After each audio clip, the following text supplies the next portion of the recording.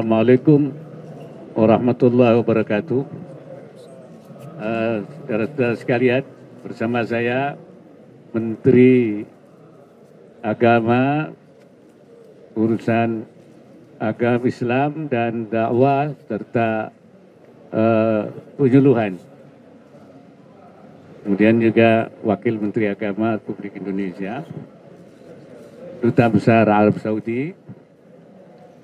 Hari ini pembukaan konferensi Islam ASEAN yang mengusung yang kedua ya, yang diselenggarakan oleh Kementerian Saudi Arabia, Kementerian Agama Saudi Arabia dan Kementerian Agama Republik Indonesia, dan dihadiri oleh 10 negara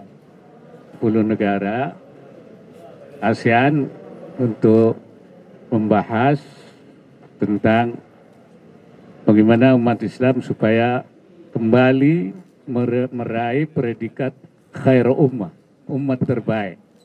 Umat terbaik itu dulu diraih oleh Nabi Muhammad ketika umat Islam berjaya, dan kemudian itu ada di dalam Al-Quran disebut kuntum khaira ummatin ukhrijat linnas. Kamu adalah umat terbaik di dunia.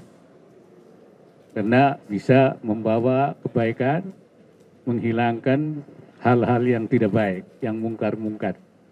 Ya, jadi hal yang baik dimunculkan, yang tidak baik. Kemampuan itu yang diraih oleh dulu. Nah, kita ingin umat Islam sekarang itu bisa menjadi umat yang menentukan, membawa kebaikan, membawa kerahmatan, kemaslahatan, ya, di segala bidang, ketentraman, kedamaian, dan tidak ada kerusakan, kerukunan, semua yang baik-baik, yang khairiyah, yang baik-baik, dan yang tidak baik-baik itu ya, kita ingin umat Islam mengambil peran seperti itu.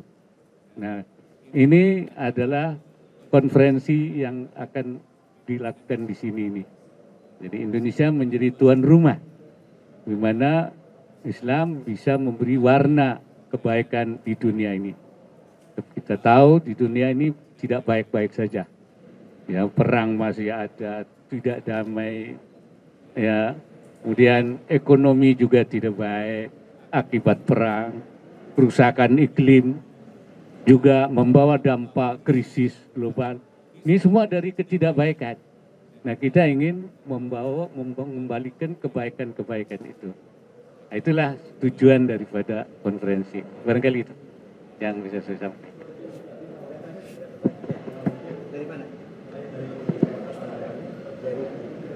Dari Jawa Pos Natar Bali. Izin Pak Wapres mau nanya, apa formulasi yang ingin ditawarkan dalam forum ini untuk menciptakan khairu ummah tadi?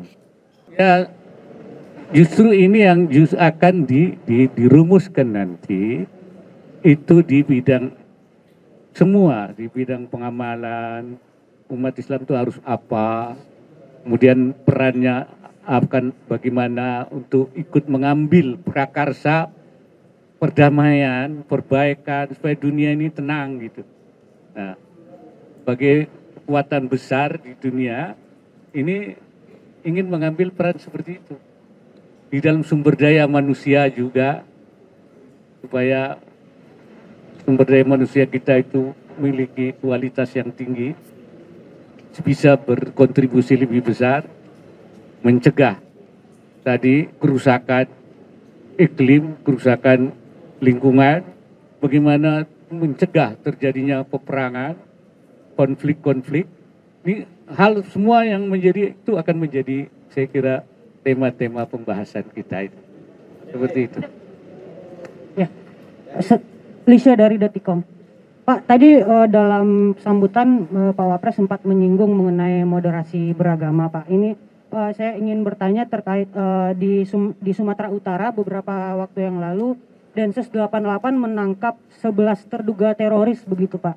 Nah, berangkat dari forum ini, rumusan kedepannya itu untuk menangkal radikalisme itu seperti apa Pak? Dan untuk pertanyaan yang kedua, Taliban pimpinan Afghanistan sekarang itu mengeluarkan larangan untuk perempuan berkuliah begitu Pak, dan Kementerian Luar Negeri kemarin sudah menyampaikan bahwa nota protes gitu Pak, dan meminta agar Taliban memberikan akses kepada perempuan untuk berkuliah kembali. Nah, mengenai hal ini bagaimana nih Pak, tanggapan Wapres sendiri? Terima kasih. Ya, teroris itu bukan Islam, sudah jelas ya. Teroris itu melanggar nilai-nilai keislaman, membunuh apa itu semua.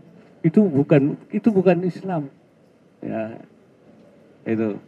itu sudah jelas saya kira. Oleh karena itu bagaimana kita mengembalikan umat Islam itu berpikir sesuai dengan ajaran Islam yang benar, meluruskan pemahamannya itu, ya, supaya diluruskan. Dan atas tindakan kriminalnya, ya, dia itu ditegakkan hukum sesuai dengan hukum yang kita punya, ya, karena dia telah melakukan sesuatu yang melanggar hukum. Ya, kemudian pemahaman agamanya diluruskan, dibetulkan sesuai dengan ajaran Islam yang benar. Itu saya kira itu. Mengenai masalah perempuan, saya kira dunia Islam semua sama bahwa umat Islam itu laki perempuan wajib belajar. Mencari ilmu itu menjadi kewajiban. Ya, berbuat baik, baik orang laki maupun perempuan sama. Untuk berbuat baik itu harus punya ilmu. Ilmu itu harus belajar. Tidak mungkinlah orang perempuan dilarang itu. Nah, caranya belajar saja mungkin ada yang berbeda-beda dari satu negara dengan negara lain. Ada yang menyelenggarakannya lebih terbuka, ada yang lebih tersendiri. Tapi semuanya tidak ada yang melarang untuk belajar itu. Saya kira kalau melarang belajar itu bertentangan dengan prinsip ajaran Islam. Itu saya kira. Di koran Kompas, Pak, izin bertanya terkait ini Pak, sinyal PPKM yang kemarin dilempar oleh Pak Presiden Jokowi gitu ya Pak ya, tanggapan Bapak terkait penghentian PPKM ini seperti apa Pak? Kemudian yang kedua, instrumen apa Pak yang akan disiapkan gitu Pak ke depan, karena saat ini kan COVID juga belum selesai gitu ya Pak ya, juga sedang naik dan cakupan booster kita belum 50% gitu Pak. Mungkin instrumen apa yang akan disiapkan ke depan ketika PPKM dihentikan oleh pemerintah? Terima kasih. Ya, pertama memang kelihatannya di Indonesia ini terus menurun ya. Ya, walaupun ada varian-varian baru itu tidak begitu. Jadi sudah mulai ada keinginan untuk menghentikan PPKM, artinya normal kembali. Tetapi itu masih harus dilihat nanti akhir Nataru ini. Kita lihat dampak daripada Natal dan Tahun Baru ini, dampaknya seperti apa.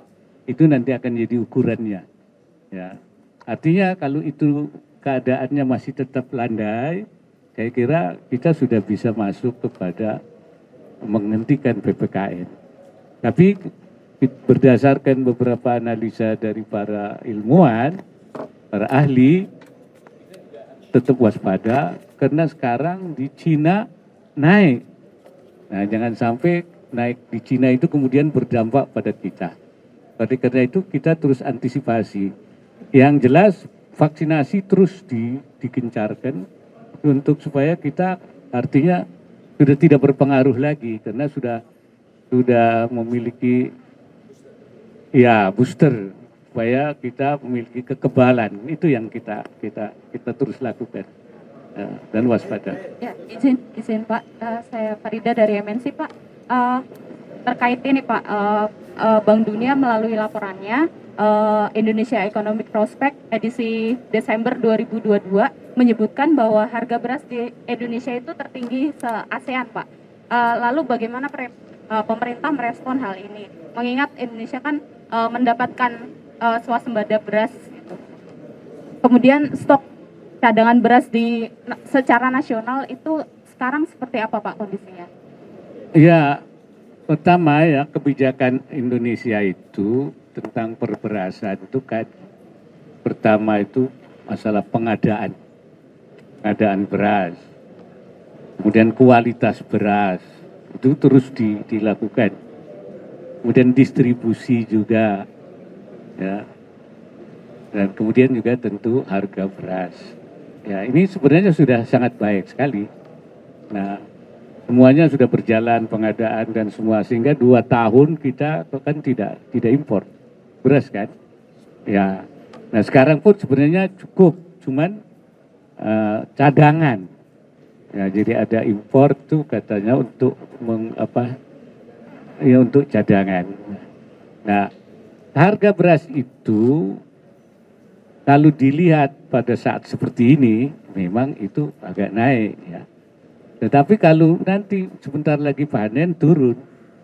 Nah, jadi ada masa turun, ada masa naik, tapi dalam batas-batas yang kewajaran.